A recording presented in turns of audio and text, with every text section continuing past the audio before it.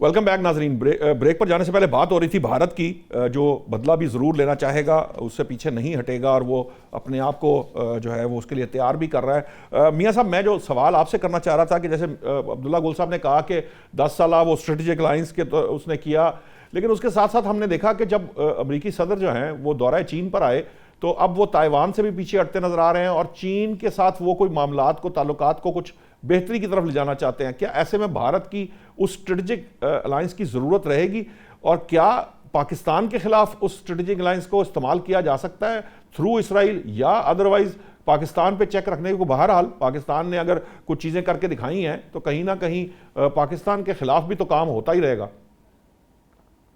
Basically जिस sequence से आपने बात की मैं वहीं से स्टार्ट करता हूँ।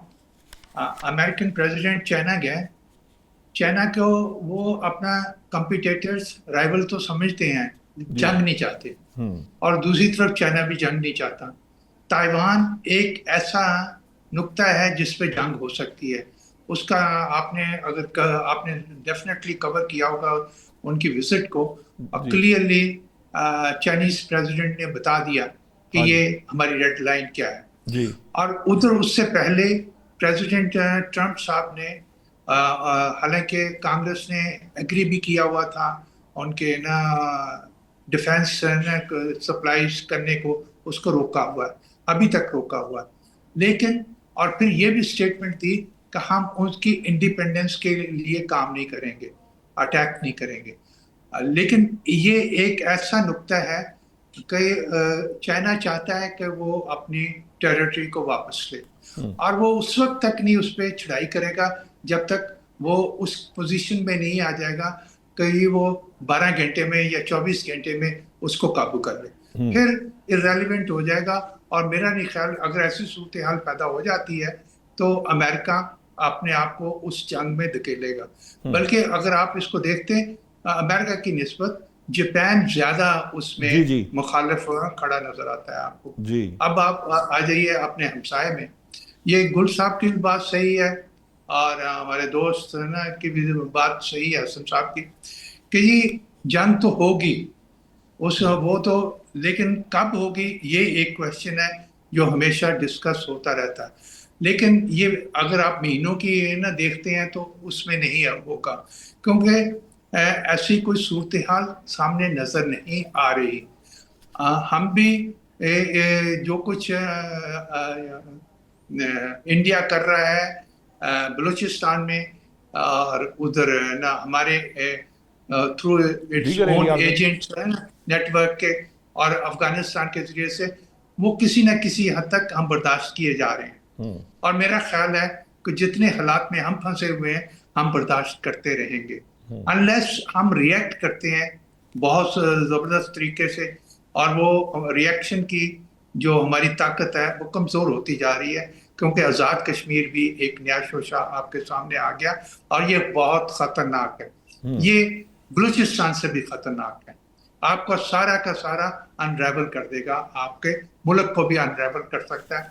जिस तरह की हरकत ना अभी हो रही हैं हम्म। उसको सुलह सफाई से नहीं हैंडल नहीं किया जा रहा। तो इस वक्त नहीं करेगा, वो हमला नहीं करेगा। लेकिन व्हेन ये तो पता नहीं है। हम्म। हो सकता है 6 महीने के बाद, 8 महीने के बाद वो उसको कोई मौका नजर आता है तो वो भी, क्योंकि हमने भी 65 की वॉर कहाँ से स्टार्ट की थी, हम तो अभी तक यही पढ़ते हैं ना इंडिया ने स्टार्ट की थी।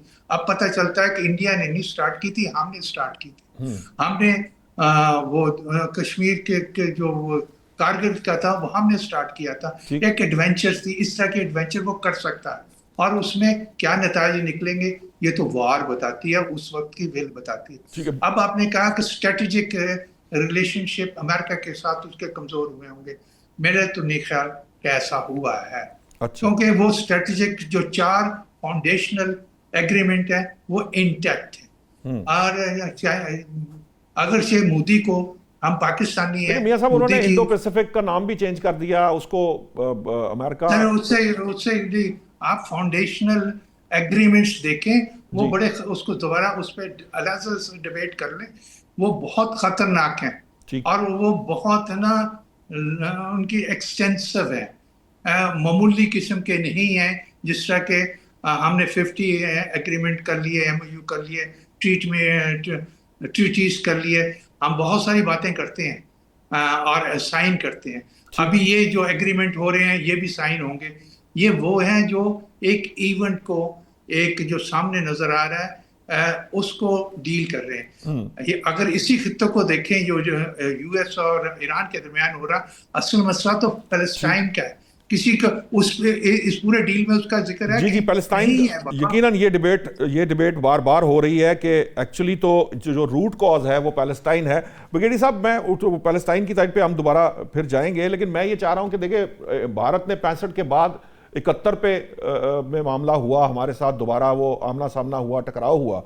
अब ये जो सिचुएशन है इसके अंदर क्या अफवाज पाकिस्तान और हमारी हुकूमत और हमारे जो थिंक टैंक्स हैं वो उन चीज़ों को रियलाइज़ कर रहे हैं जिनकी तरफ अब्दुल्ला गुल साहब इशारा कर रहे हैं, मियां सनाउल्लाह साहब कर रहे हैं, डॉक्टर हसन कर रहे हैं कि देखिए जंग तो होनी है, वेन तो एक अलग डिबेट है। मेरा सवाल ये है कि क्या आप समझते हैं कि पाकिस्तान, अफवाज पाकिस्तान या हमारे जो दिफाई फोर्सेस हैं वो ये कैपेबिलिटी रखती हैं, सलाहियत रखती हैं कि वो इन तमाम मामलात को, चाहे वो कश्मीर का मामला है, BLA है, बलोचिस्तान के अंदर अनरेस्ट है, KPK में दहशतगर्दी है, ये सारे मामलात चूंकि हमारी नज़र में है, क्या ये हम उनको काउंटर करने की पोजीशन में हैं?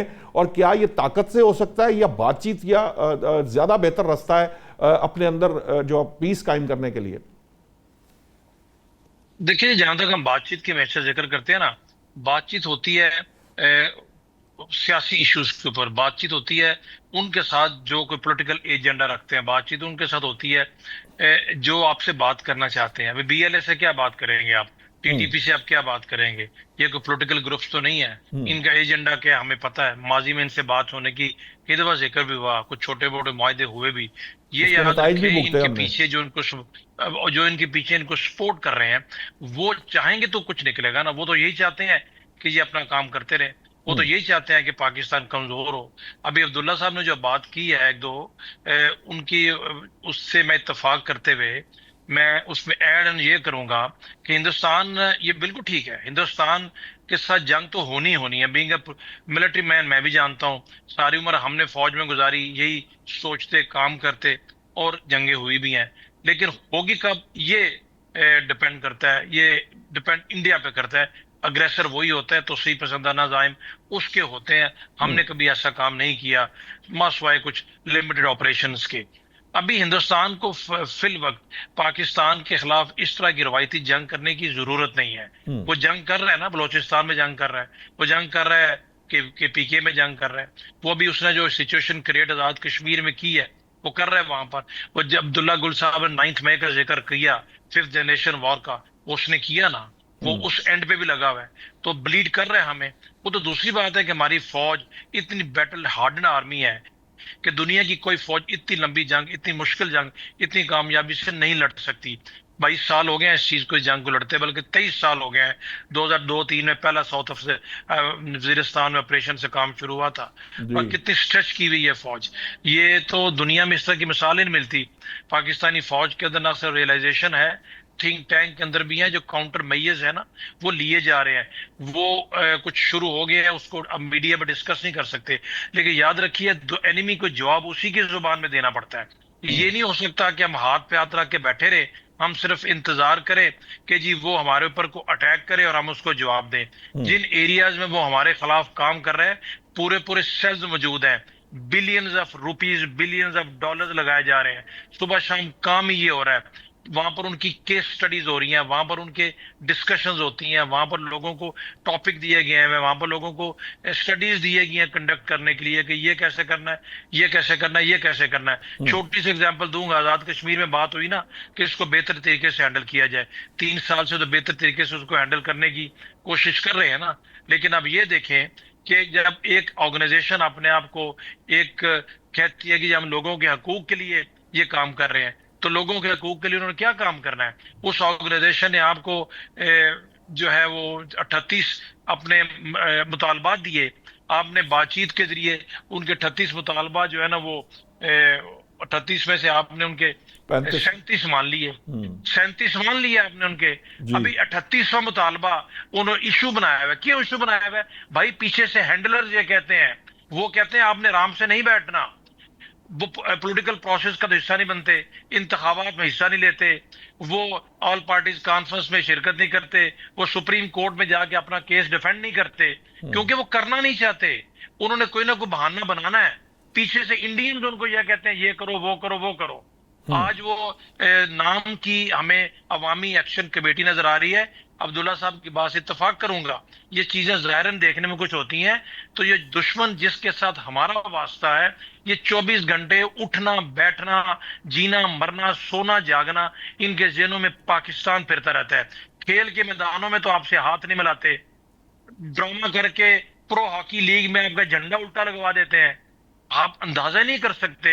और हम अभी तक यही समझ रहे हैं कि जिनसे सियासी बातचीत की जाए, इनसे वो किया जाए, ये पॉलिटिकल इश्यूज नहीं है, वॉर मॉन्गर्स हैं।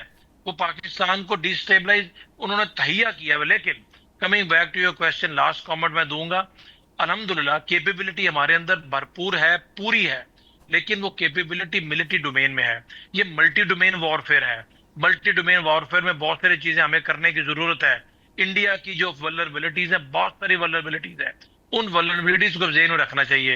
इतनी बड़ी कोई ये बात नहीं है। ये हमें एम्ब्रॉयल करके इस तरह की सिचुएशन में मुल्क के अंदर हालात ऐसे पैदा करके ये सब कुछ ये करना चाहते हैं। तो जंग तो उनके साथ होनी है, लेकिन चूंकि दो न्यूक्लियर स्टेट्स हैं, पता उनको भी इस चीज का है कि ये इतनी लंबी वॉर नहीं चल सकती, ये शॉर्ट वॉर होगी। बट फिलहाल टाइम बिंग जो उनकी स्ट्रेटजी है, जो हमें इन 4 फ्रंट्स पे नजर आ रही है, बलोचिस्तान, केपीके, आजाद कश्मीर, और उसके बाद ये 5th generation war with in the country, social media पे जो रोग एलिमेंट हर वक्त अपनी फौज के खिलाफ, रियासत के खिलाफ लगे होते हैं, इनको भी करने की जरूरत है। और जो उन्होंने एक लिमिटेड तरीके से जीबी में करने की कोशिश की, कामयाब नहीं हो सके। तो ये सारे के सारे थ्रेट्स हैं, हमको इस एंगल से देखना चाहिए। रवायती दुनिया की स्ट्रेटेजीज जो है उनकी कभी, मैं बिल्कुल ठीक एम्बेसडर साहब ने बात की है, इंडिया उनके स्ट्रेटेजिक अलाई अमेरिका का और रहेगा, इसमें कोई शक नहीं है। जितनी मर्जी दोस्ती की पींगे बढ़ा लें, अमेरिका और चीन कभी भी उस तरीके से नजदीक नहीं आ सकते, एक दूसरे को थ्रेट समझते हैं। चीन की स्ट्रेटेजी डिफरेंट है, वो ओपन कॉन्फ्लिक्ट नहीं करता, ओपन कॉन्फ्लिक्ट में नहीं आता। अदरवाइज ताइवान चीन के सामने क्या चीज है, उनकी अपनी स्ट्रेटेजी है, बाकियों की अपनी स्ट्रेटेजी है। बट हम एक डिफिकल्ट सिचुएशन में है, और इस डिफिकल्ट सिचुएशन में इन चीजों का जब तक अहाता नहीं किया जाएगा, डिस्कशंस में भी बड़ा जरूरी है। ठीक है, एम्बेसडर साहब ने अपनी डिस्कशंस में भी हमें बहुत मोहतात रहना चाहिए, लेकिन इन तमाम अवामिल को मद्देनजर रखना चाहिए जिनका जिक्र पूरे पैनल के हमारे मौजूद अरकान कर रहे हैं, और जो वट एवर लिटिल नॉलेज आई है, बाकी बहुत सारी चीजें डिस्कशन में तो आती रहती हैं। कभी आप इंडियंस की आपने सुनी होंगी, पैनलिस्ट ने भी सुनी होंगी, जो इनके सोशल मीडिया पे डिस्कशंस होती हैं, जो लोग उन्होंने बिठाए अब तो वो सारी पाकिस्तान सेंट्रिक है। मैं तो हैरान होता हूं। आप वो आटे ताल चावल का भाव भी अगर कोई आपस में बात कर रहा हो तो भी वो पाकिस्तान के ऊपर ही बात हो रही होती है, वो पाकिस्तान से ही जुड़ जाती है वो बात, चाहे जो मर्जी कर ले। जी ऐसी ही है, क्योंकि उनको पाकिस्तान के अलावा कुछ नजर ही नहीं आता।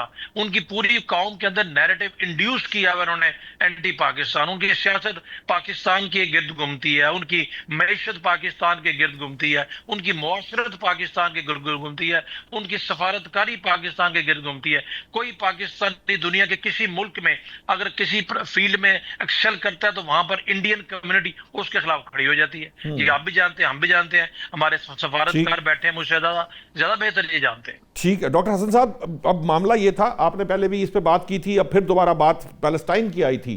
मैं चाहूंगा था थोड़ा सा वापस उसकी तरफ जाएं कि पैलेस्टाइन जब तक, अब जो सिचुएशन है, पैलेस्टाइन तो अभी कोई डिस्कशन में नहीं है।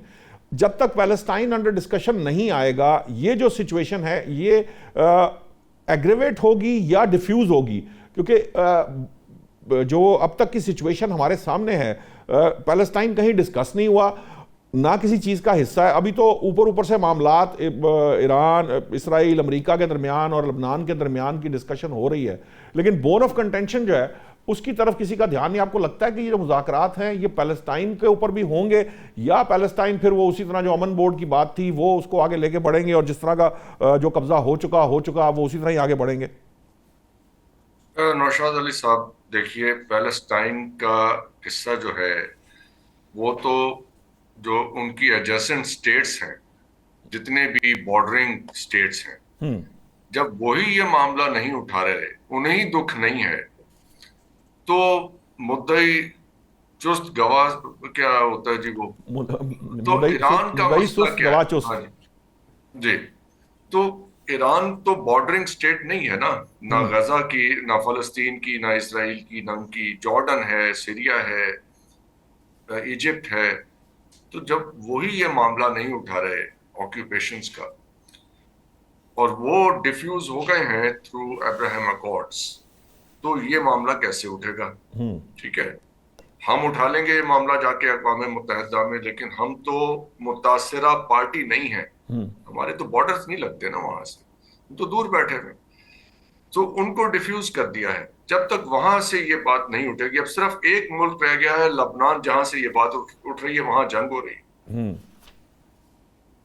सो इसको इस पॉइंट ऑफ व्यू से देखिए।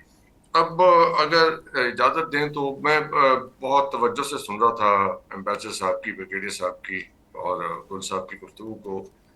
टाइमिंग जो है ना इंडिया वाली, वो मैंने कोई पिछले हफ्ते 5-6 दिन पहले एक आर्टिकल फ्राइडे टाइम्स में लिखा था कि 2028 में मोदी पाकिस्तान पे अटैक क्यों करेगा। उसमें हमने अपनी कुछ कैलकुलेशंस की।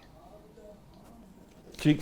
बिल्कुल दुरुस्त फरमा रहे हैं ब्रिगेडियर साहब की, उनकी जो है पॉलिटिक्स जो है, और आप उनका मीडिया बिल्कुल हम जानते हैं टाइम उसकी थोड़ा शॉर्ट है, मैं तफसील। चाहूंगा बस 1 मिनट में अगर जी जी। इंक्लूड कर ले तो मैं। तो मैं आपको जी कर रहा जी जी। हूँ, मोदी अपने इलेक्शन ईयर में जाने से पहले हम्म ये कार्रवाई करेगा, हमारा अंदाजा है। और उसका अंदाजा इसलिए है कि उस वक्त इंडिया में ग्रेजुएट अनएम्प्लॉयमेंट का रेट 40% से ज्यादा हो चुका होगा। हम्म ये जो उनकी इकोनॉमी है, ये एक फसाद है।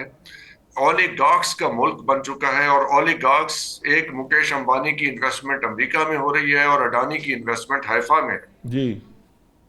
तो इंडियन गवर्नमेंट जो है वो इस वक्त ओलिगार्क्स की गवर्नमेंट है, और उनका ही अलायंस है ये ज्यूज के साथ और इजरायली लॉबीज के साथ। और वही जो उनके यानी जो जायनिस्ट ओलिगार्क्स हैं, वो हिंदुत्व ओलिगार्क्स के साथ मिलकर ये खेल खेल रहे हैं। हम्म इसको ऐसे देखिए, इसमें जो माइल्ड वॉइसेस हैं इंडिया की, उनको पनिश भी किया जाएगा और इस मामले को बढ़ाया जाएगा। और कश्मीर ही वो, ये जो डॉक्टर हसन, एम्बेसडर सेम साहब वॉइसेस बता तो रहे वहां थे, रही कोई नहीं है। एस्केलेशन है।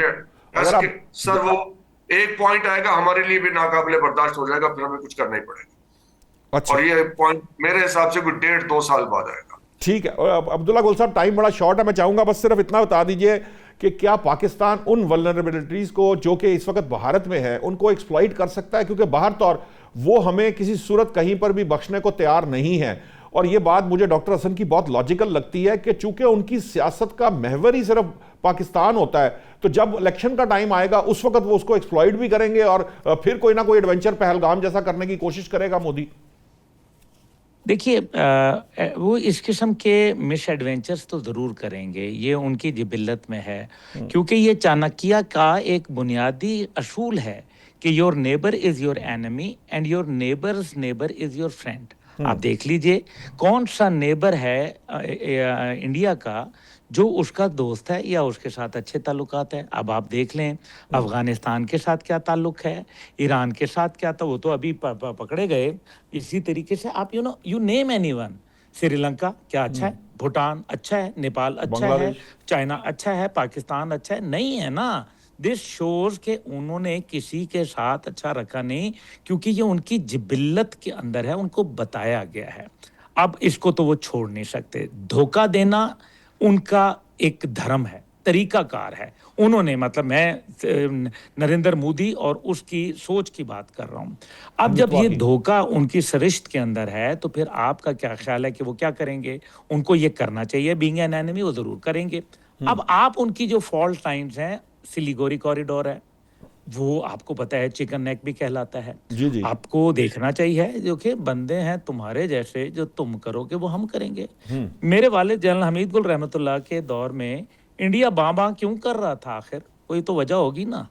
एक तरफ सिखों ने मुसीबत डाली हुई थी, तो दूसरी तरफ जो है वो उनको जाफना के अंदर अजाब पड़ा हुआ था, तीसरी तरफ जो है वो उनको अंदर से जो दीगर मसाइल थे वो पड़े हुए थे। ये उनके लिए तो कोहराम मचा हुआ था हर तरफ से। तो आज जो है वो उन्होंने अपनी जंग अपने बॉर्डर से बाहर ले गए हैं। आप किला बंद होके लड़ते रहें तो फिर आपको पत्थर पड़ते रहेंगे। आप किले बंद होके बाहर निकलें। मुझे बहुत अच्छी लगती है मौजूदा आर्मी चीफ की पॉलिसी ऑफेंसिव डिफेंस की। मैं इस बात का बहुत बड़ा उनका एडमायरर हूं कि उन्होंने आफ्टर ऑलमोस्ट 2 डेकेड्स अपनी पॉलिसी के अंदर मेजर शिफ्ट लेके आए हैं, और यही हमारी डिप्लोमेटिक पॉलिसी में भी आया है। और आप देखें इसी वजह से हमारा नाम बढ़ रहा है। अगर हमने बैठ के सिर्फ जो माजी के अंदर हुआ कि जब उन्होंने कहा कि जनाब हम आपके ऊपर, जब पहलगाम का वाकया हुआ और उसके बाद पहलगाम कह रहा हूँ सॉरी, जब वो जब टैंकों में तेल की बात कर रही थी बाजवा साहब ने कही थी उस वक्त की, बहरहाल टाइम सर मेरे पास खत्म हो गया। ब्रिगेडियर बाबर अलाउद्दीन साहब, अब्दुल्ला गुल साहब, डॉक्टर हसन जफर साहब और मियां सनाउल्लाह साहब, आपका बहुत बहुत शुक्रिया। नादरीन, इसमें कोई दो राय नहीं कि भारत जो है उसको पाकिस्तान हजम नहीं होता, और जो हमने उनको शिकस्त फाश दी है उसका बदला लेने की वो कोशिश ज़रूर करेंगे।